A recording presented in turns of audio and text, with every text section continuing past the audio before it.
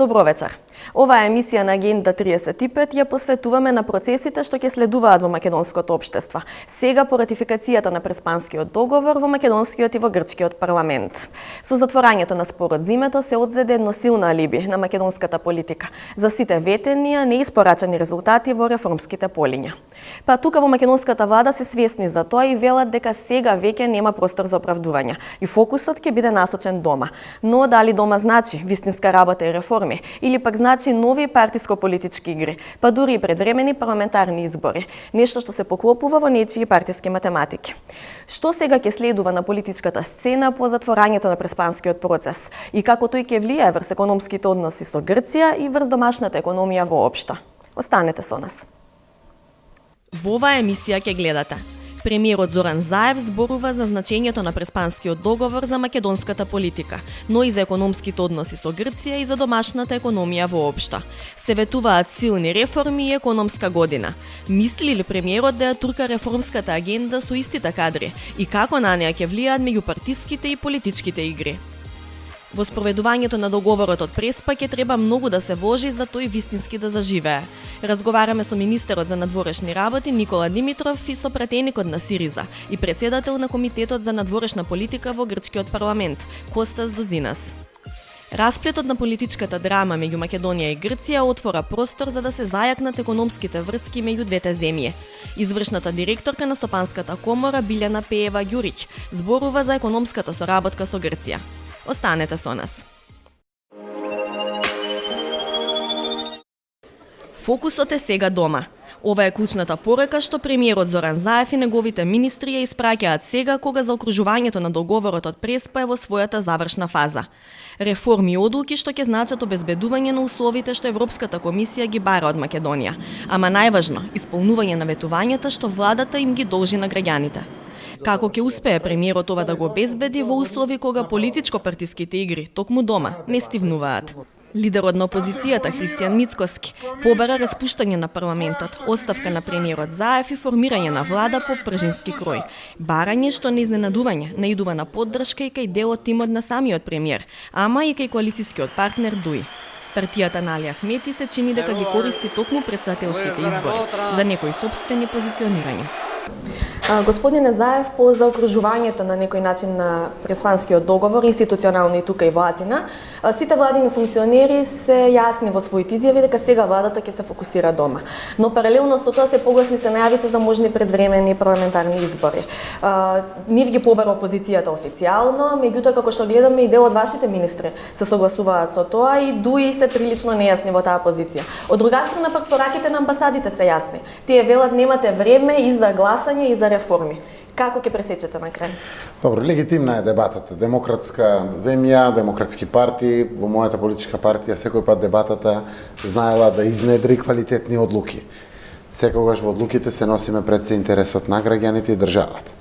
Значи, неколку пати кажувам, затоа е веројатно и тој дел на дебатата за избори, заради тоа што кај нас и чувството, анкетите покажуваат дека треба да се оди на избори, заради тоа што ќе добиеме 4 годишен мандат. Но, при тоа може да наштетиме на државата.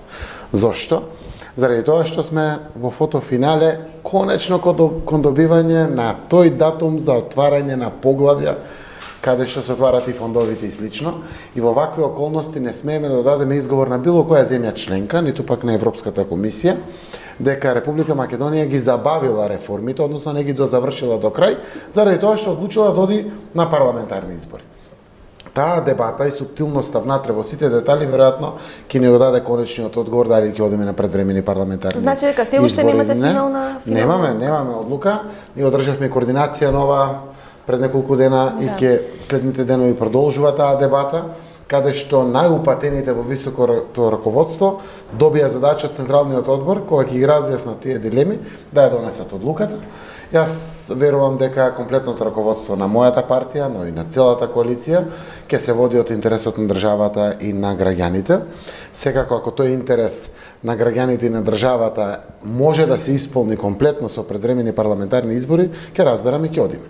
А ако не, ако видиме дека загрозуваме нешто, ставаме под ризик, убеден сум дека ќе доминираат одлуките да се одработи работата до крај.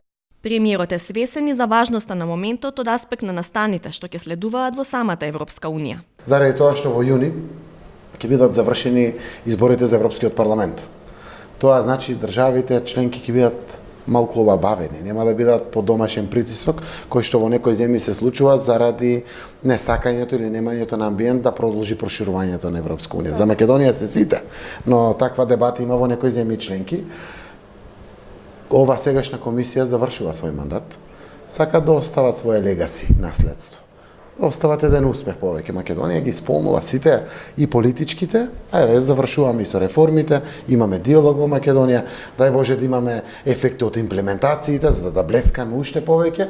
Не можат да не го дадат датумот. Шефот на владата повторува дека има функционери од чија што работа не е задоволен и дека таа точка секако ќе дојде на дневен ред. Но реконструкцијата ќе зависи сепак од генералната одлука за можно предвремено гласање. Ако нема избори, можна ли е реконструкција? Во неколку наврати најавувавте дека не сте до крај задоволни од сите функционери, дека имаат капацитет со овие реформи што ги зборувате да се изнесат. Дефинитивно фокусот е дома веќе. И кога знаеме, после еве 20 месеци влада, ние знаеме слаби карики, предности и слично, вредно е секако да се размислува за тоа и не случајно општеството, јавноста. Чувствувате притисок дека треба нешто дома да се... дека некои слаби карики треба да се отстранат. Јас не размислувам се уште заради тоа што на 8 февруари се распишуваат изборите, нема промени. Кога се изборите, значи не можете ни дисциплинска мерка да изразите, не да смените, да бирате, да разрешите или слично, но убав период е за тој временски период, во колку не се оди на парламентарни избори, да се размисли на таа тема. Оти ако се оди на парламентарни избори, следува нова влада. И во такви околности буквално нема аргументи зошто да се размислува за реконструкцијата и следува после тоа нова влада. Во секој случај, реконструкција или нова влада, без разлика дали ќе има, во зависност од тоа дали ќе има парламентарни избори или не, може да очекуваме мај, јуни и понатаму. А и со постоечките кадровски капацитети Заев ветува силни реформи и економска година. Пред се благодарение на решавањето на спорот за името. Политичка одлука што и тоа како ќе влијае, не само врз трговската размена со Грција, туку и врз целокупната економска активност. Ја завршивме 2018 година со скоро 19% зголемена трговија меѓу Македонија и Грција. Тоа не е малку. Мислите се должи тоа на договор? Да, секако се должи. Значи, некој викат, ама на 17 јуни го потпишавме договорот, а зборувате за цела година.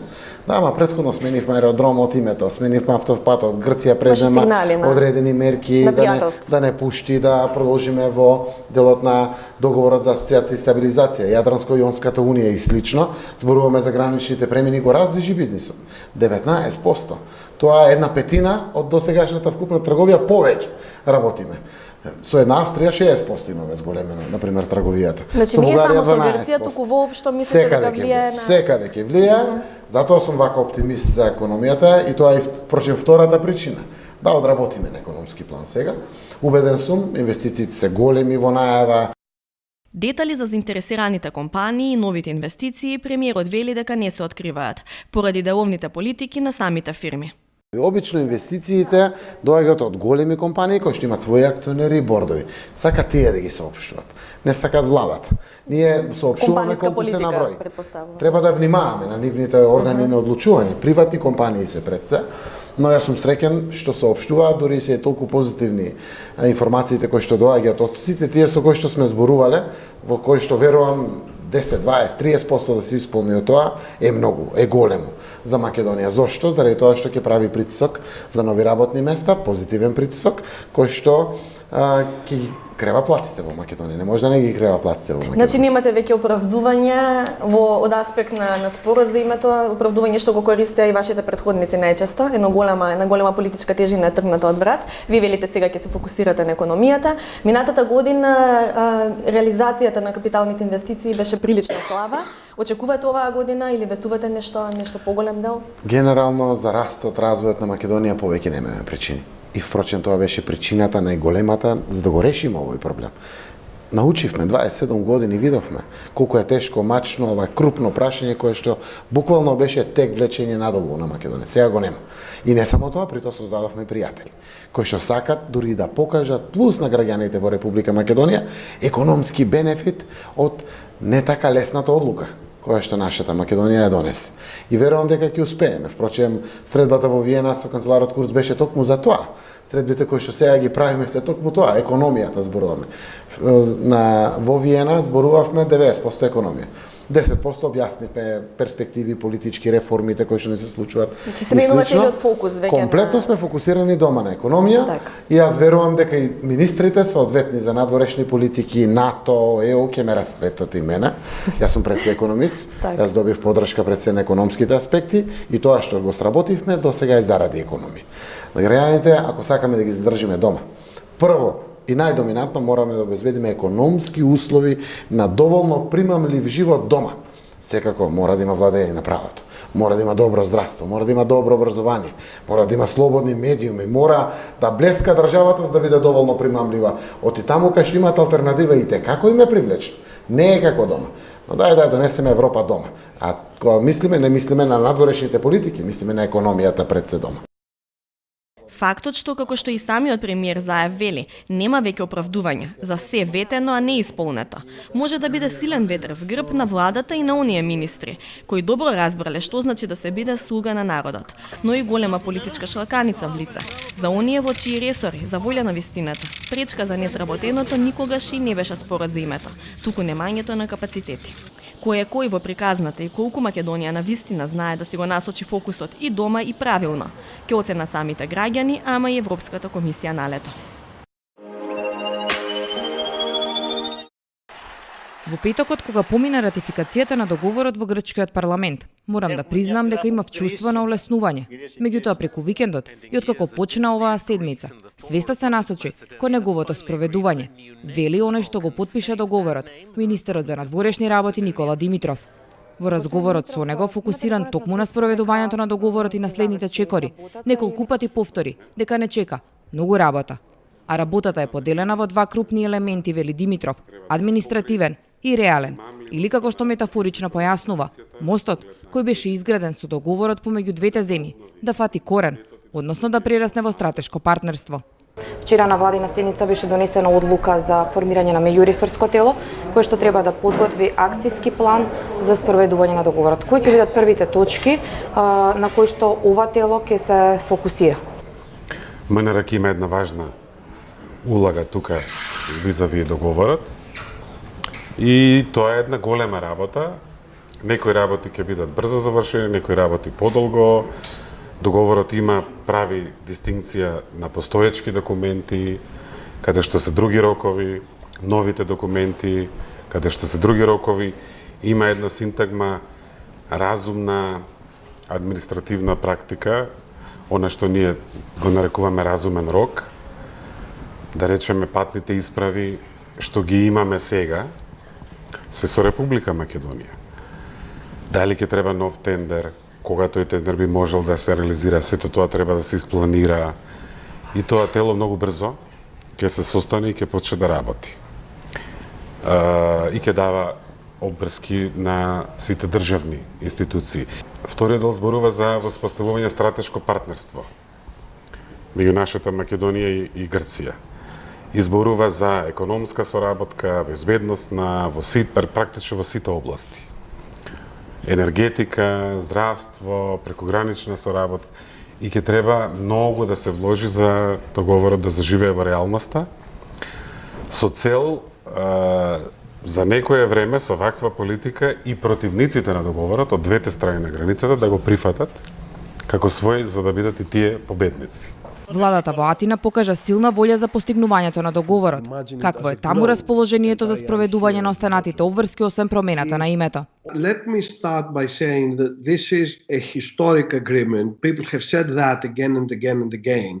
But I think for those of us who observe what is happening, not just in the Balkans, but also in the wider European field and internationally, the agreement is, in terms of political collaboration, in terms of economic collaboration, in terms of the wider cultural field, something quite unique. Because what transpired in this agreement was that the two sides showed that they respect the dignity of each other. This was the main achievement of this hard negotiation of this agreement, and I think in that sense it creates a huge model for future such negotiations, both in our neighborhood. We have first to explain to people what this agreement really means. I have been giving talks all over Greece, particularly in northern Greece, about this agreement. And what is very clear is that certainly on our side, the extreme nationalists have created a totally false idea about what this agreement is.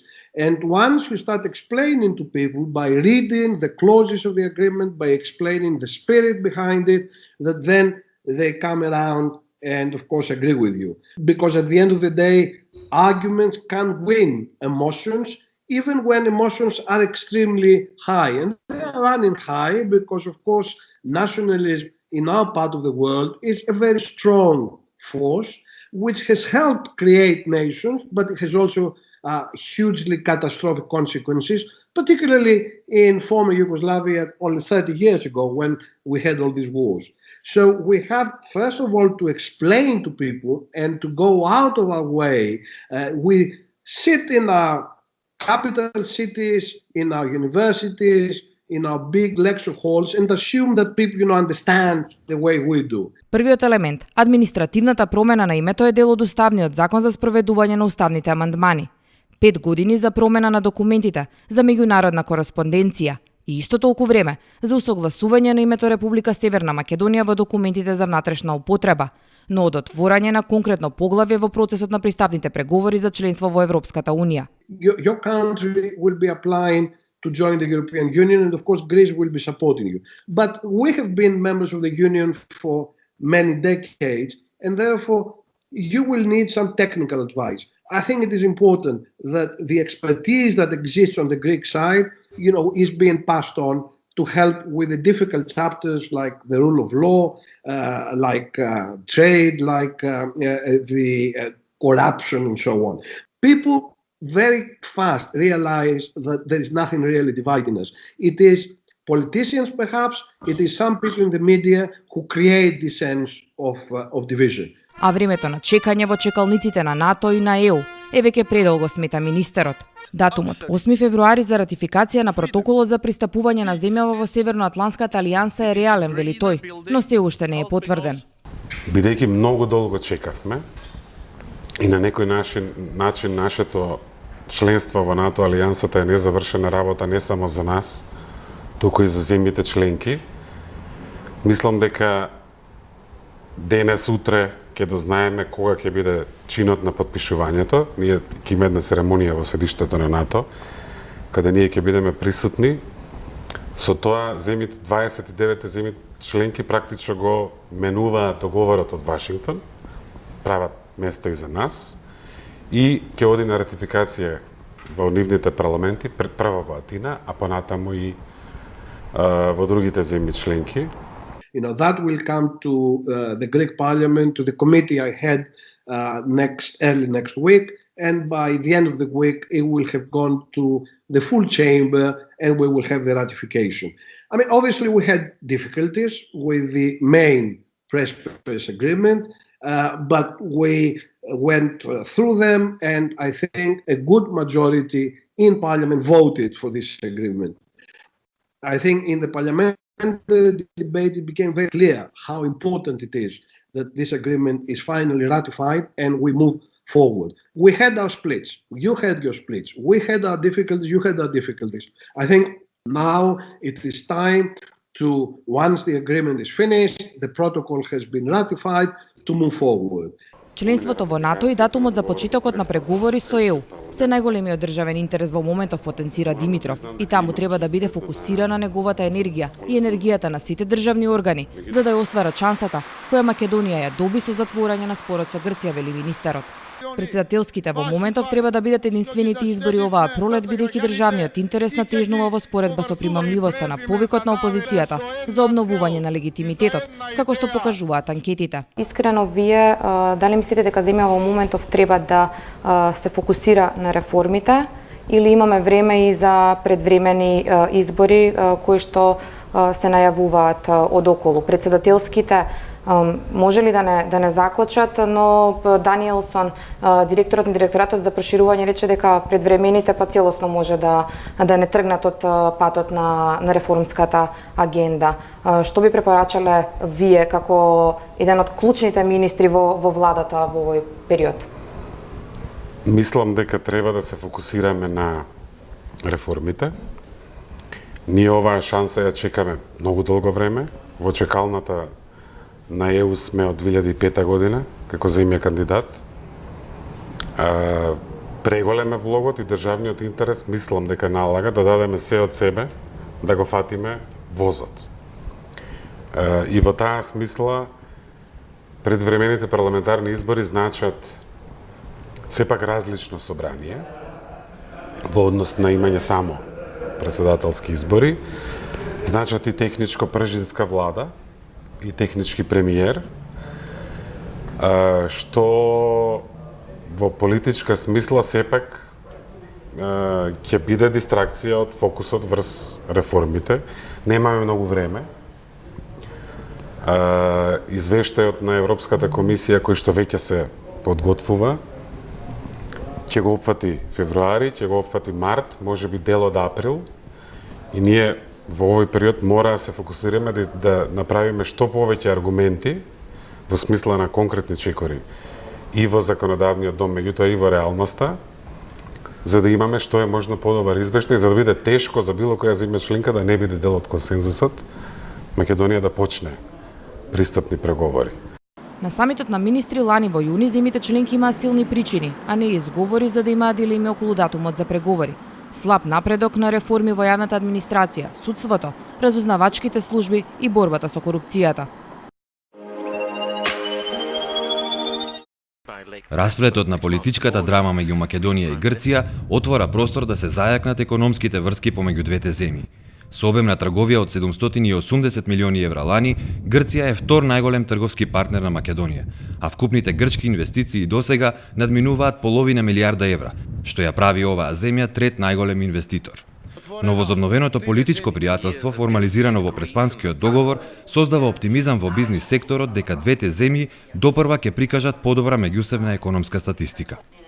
Извршниот директор на Стопанската комора, Билјана Пеева Ѓурик, вели дека компании од двете земји веќе учествувале на заеднички бизнис форум на кој се отвориле нови можности за трговска размена.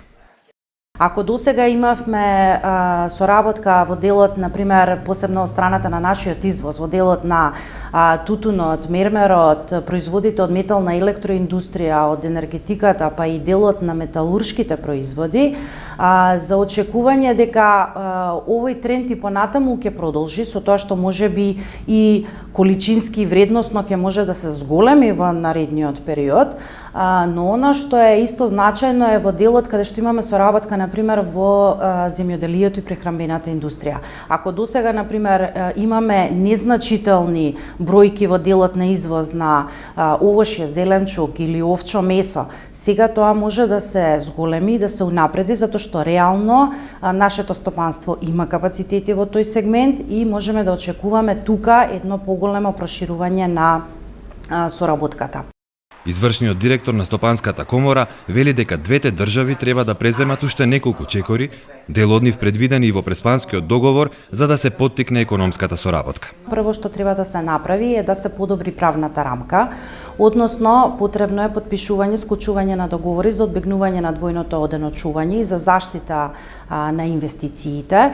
Тоа е значи еден чекор, меѓутоа и како што е наведено и во самиот договор кој го подпишаат двете страни, планирано е воспоставување на заеднички министерски комитет и во делот на тој договор е вметнато меѓу другото дека ќе се работи и на подобрување на размената и соработката во клучните сектори кои што и традиционално значи извезуваат на тој пазар. И она што е исто така битно е дека ќе се работи во делот на зголемување на протокот и движење, па и во патниот и во товарниот сообраќај, нели, модернизација на граничните премини, што е од исклучителна важност за непотребно, како што имавме ситуации во минатото, кога нашите компании беа обременети со трошоци по основ на тоа што во услови на штрајкови или разноразни блокади кои настануваат повеќе причини, да имаме една и поблиска соработка и да имаме начин на кој што ќе може полесно тие прашања да се надминуваат. За економските придобивки од Преспанскиот договор зборуваше и грчкиот премиер Алексис Ципрас. Преспанскиот договор ќе има повеќе придобивки за просперитетот и економскиот развој на цела југоисточна Европа, но пред се ќе ги продлабочи економските врски меѓу двете земји. Длабоко верувам дека по Преспанскиот договор регионот Северна Грција нема повеќе да биде свртен со грб кон просторот што е економски и трговски од витално значење, а тоа се соседните земји, и се ориентира да стане основна трговска, транспортна и енергетска точка на Балканот. Уште еден чекор во насока на подобра поврзаност меѓу двете земји е и директната авионска линија Скопје-Атина, која што после пауза од 10 години се воведе пред 3 месеци. Во трговската размена ние повеќе увезуваме од Грција одо што извезуваме македонски производи на грчкиот пазар. Според деталните податоци од Државниот завод за статистика, најголем дел од трговската размена отпаѓа на увозот на нафта и нафтени деривати од страна на ОКТА, а потоа следуваат железо и челик и нивни производи, плетени и текстилни материјали, котли, машини и механички уреди и пластични материјали. Во извозот од Македонија на грчкиот пазар доминира железо и челик, а потоа следуваат тутунот, облека и прибор за облека, мермер и електрична енергија. Македонскиот извоз на грчкиот пазар го достигна пикот во 2008 година, кога изнесуваше околу 530 милиони долари, со што нашите производи таму беа позастапени за околу 20 милиони долари отколку грчките овде. 10 години подоцна, извозот е само третина од тогашниот рекорд, а намалувањето се должи главно на послабата побарувачка за железо и челик во периодот кога Грција помина низ голема финансиска криза. Во продолжение на Агенда 35 ке гледате вести од Европа. Како Барселона се справува со аерозагадувањето. Татковците треба да имаат право на најмалку 10 работни дена платен одмор кога ќе им се роди дете. Представниците на Европскиот парламент и Советот на министри на ЕУ договорија платено породилно отсуство и за татковците, што е дел од мерките за усогласување на кариерата и приватниот живот. Директивата вклучува и право на 5-дневен одмор еднаш годишно за грижа на роднини и членови на семејството ширум Европа. Главна цел на директивата е да се помогне на жените после породувањето, но и да се охрабрат мажите да го споделат товарот за одговорностите откако ќе дојде нов член во семејството. Досега во државите членки на ЕУ во своите закони гарантираа некаква форма на отсуство за татковците, но периодот варира од држава во држава. Се очекува со оваа директива и одлука да има поголема усогласеност за ова прашање во ЕУ. 7% или 12,6 милиони хектари од вкупното земјоделско земјиште на Европската Унија е за органско земјоделско производство, покажуваат податоците на Евростат. За 5 години земјиштето за органско производство е зголемено за четвртина. Најголемо учество на земјиштето за органско земјоделско производство во вкупното земјоделско земјиште има Австрија со 23,4%, потоа Естонија со 19,6% и Шведска 19,2%. Најмало учество има Малта од само 0,4%, потоа Ирска со 1,7% и Романија 1,9%. Во Македонија само 0,6% од обработливата површина е со органско производство. Европската Унија од оваа недела применува појасни правила со кои се уредува имотно-правниот однос кај меѓународни брачни парови. Се утврдуваат јасни правила во случај на развод или смрт и се укинуваат паралелни и потенцијални контрадикторни процедури во повеќето држави членки на ЕУ, а кои се однесуваат на имот или банкарски сметки.